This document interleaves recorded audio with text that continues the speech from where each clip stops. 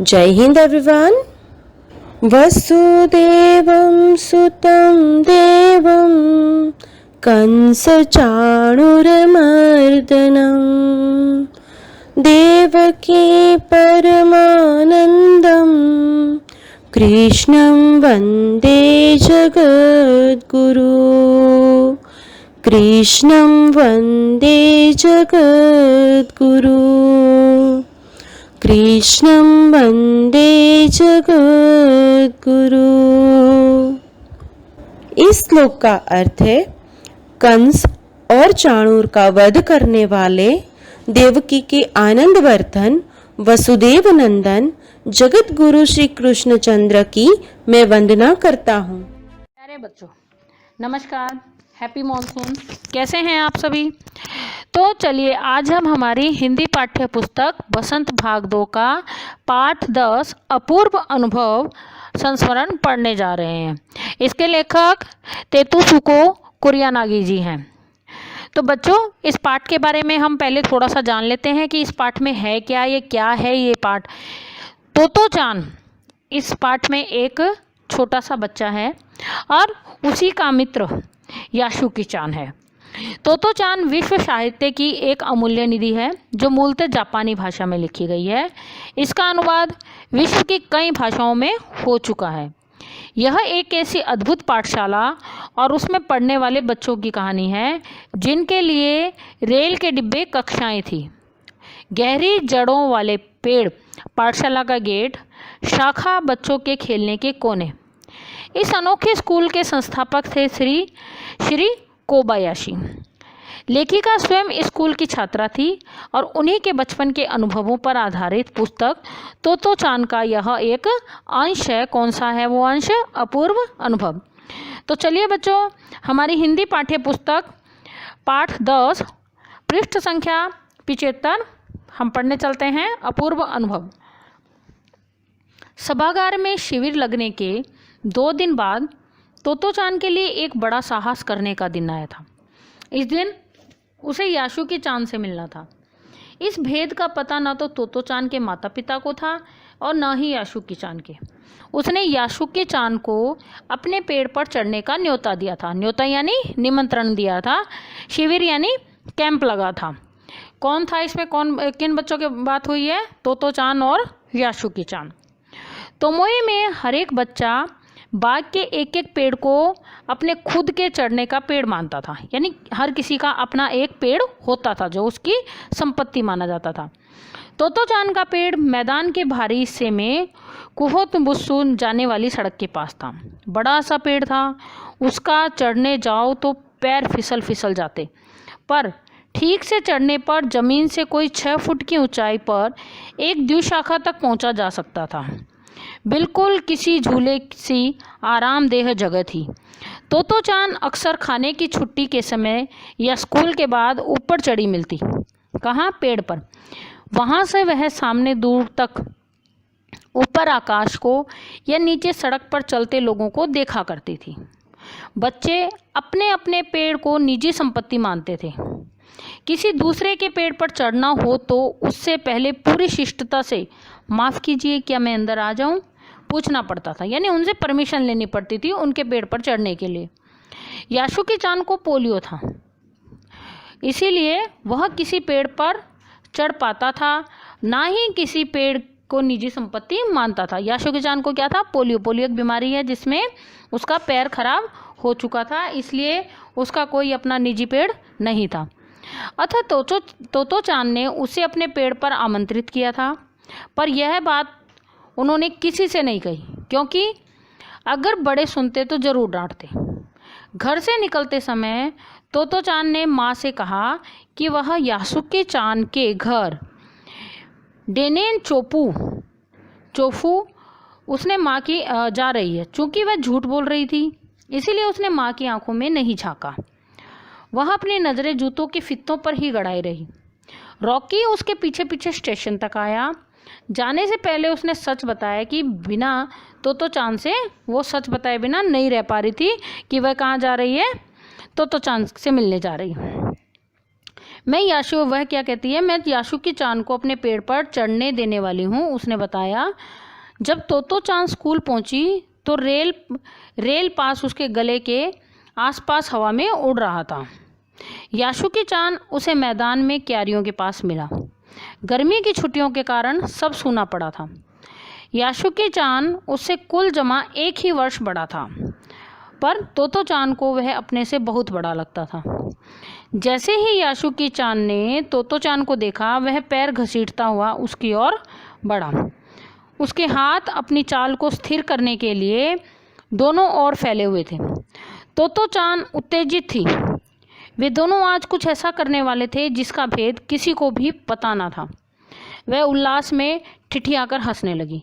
याशुकी चान भी हंसने लगा। क्या करने वाले थे आज वो पेड़ पर चढ़ने वाले थे, और जबकि याशुकी चान को क्या था, पोलियो था। तोतो चान याशुकी चान को अपने पेड़ की ओर ले गई और उसके बाद वह तुरंत चौकीदार के छप्पर की ओर भागी। जैसा उसने रात को ही तय कर लिया था, वहाँ से वह एक सीढ़ी घसीटती हुई लाई। उसे तने के सहारे ऐसा लगाया जिससे वह द्विशाखा तक पहुँच जाए।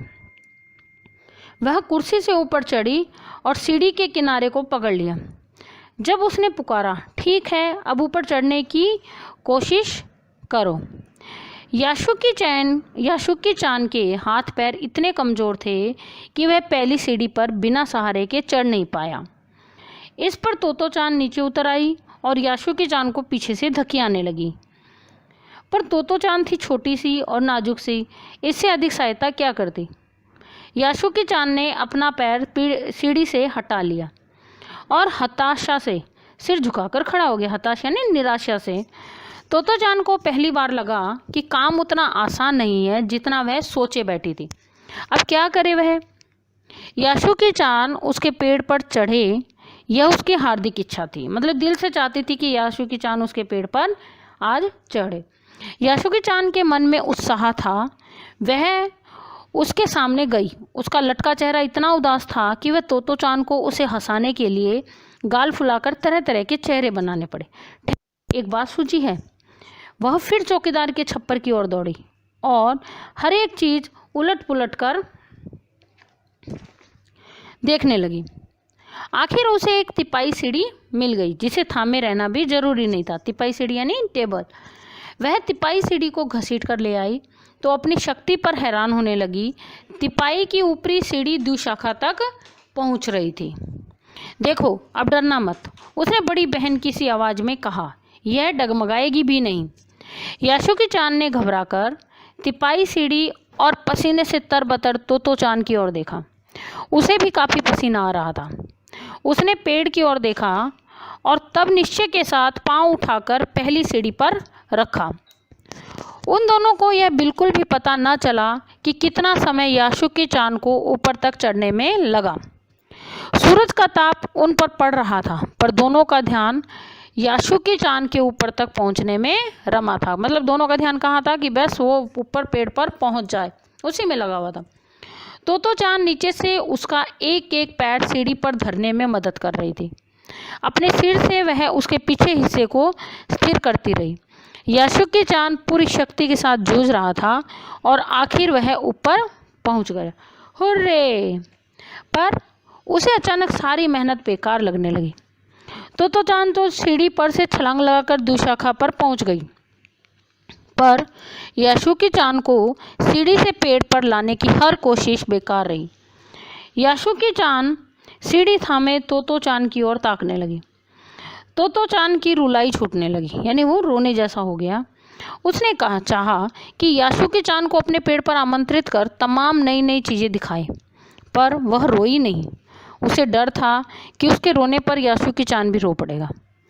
उसने याशुकी चान का पोलियो से पिचकी और अकड़ी उंगलियों वाला हाथ अपने हाथ में थाम लिया।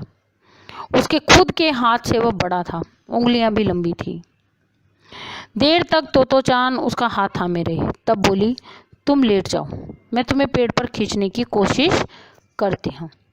उस समय द्विशाखा पर खड़ी तोतो चान द्वारा याशुकी चान को पेड़ की ओर खींचते अगर कोई बड़ा देखता तो वह जरूर डर के मारे चीख उठता। क्यों? क्योंकि वो गिर सकती थी। उसे वे सच में जोखिम उठाते हुए दिखाई देते। पर याशुकी चान को तोतो चान पर पूरा भरोसा था और वह खुद भी याशुकी चान के लिए भारी खतरा उठा रही थी। अपने नन्हे नन्हे हाथों से वह पूरी ताकत से याशुकी चान को खींचने लगी। बादल का एक बड़ा टुकड़ा बीच बीच में छाया करके उन्हें कड़कती धूप से बचा रहा था। बहुत तेज धूप थी। काफ़ी मेहनत के बाद दोनों आमने सामने पेड़ की दी शाखा पर थे। पसीने से तरबतर अपने बालों को चेहरे पर से हटाते हुए तोतो चान ने सम्मान में झुककर कहा, मेरे पेड़ पर तुम्हारा स्वागत है। याशुकी चान डाल के सहारे खड़ा था। कुछ झिझकता हुआ वह मुस्कुराया। तब उसने पूछा, क्या मैं अंदर आ सकता हूँ? उस दिन याशुकी चान ने दुनिया की एक नई झलक देखी थी जिसे उसने पहले कभी नहीं देखा था। तो ऐसा होता है पेड़ पर चढ़ना? याशुकी चान ने खुश होते हुए कहा।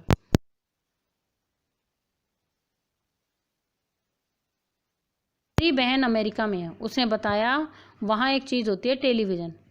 याशुकी चान उमंग से भरा बता रहा था। वह कहती है कि जब वह जापान आ जाएगा तो हम घर बैठे बैठे ही सुमो कुश्ती देख सकेंगे। वह कहती है कि टेलीविज़न एक डिब्बे जैसा होता है। तोतो चान उस समय यह तो समझ ना पाई कि याशुकी चान के लिए जो कहीं भी दूर तक चला नहीं जा सकता है, घर बैठे बैठे चीज़ें देख लेने के क्या अर्थ होंगे। वह तो यह ही सोचती रही कि सुमो पहलवान घर में रखे किसी डिब्बे में कैसे समा जाएगा। उनका आकार तो बहुत बड़ा होता है।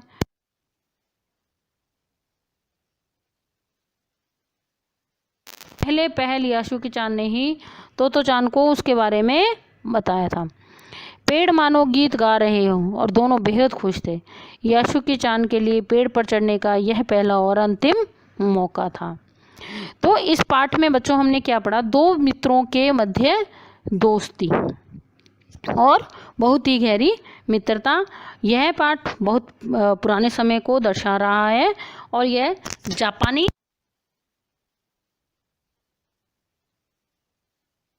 को अच्छे आप इसे एक बार फिर में पढ़ लीजिएगा और उसके बाद ही अभ्यास कार्य प्रारंभ करना। तो अब मैं बल्केश मीना आपसे विदा लेती हूँ। धन्यवाद।